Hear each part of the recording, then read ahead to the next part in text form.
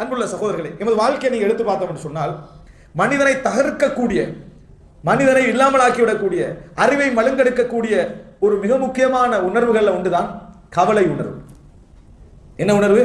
கவலை. எல்லாருக்கும் கவலை விருப்பமும் இல்லை, ஆனா அதை சொல்லி ரசிக்கிறது விருப்பமும் தான். கவலை விருப்பம் இல்லை, ஆனா எப்படியெல்லாம் கவலைப்பட்டேன்னு சொல்றது விருப்பம். எப்படியெல்லாம் கவலைப்பட்டேன்னு சொல்றதுல ஒரு விருப்பம். என்ன மாதிரி கஷ்டத்தை அனுபவிச்சேன் இருப்பானா அப்படின்னு சொல்றதுல எல்லாருக்கும் ஒரு தனி சுகம் இருக்கு.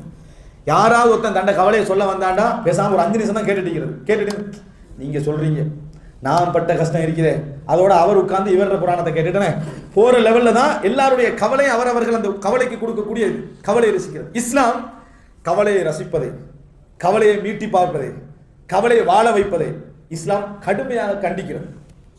என்ன செய்கிறது? கண்டிக்கிறது. ஒரு கடந்த காலத்தில் நடந்த ஒரு கவலையை ஒருத்தன் திருப்பி சொல்வதாக இருந்தால் நல்ல மாற்றங்களுக்காக மட்டும் சொல்லலாம். எதற்காக வேண்டி?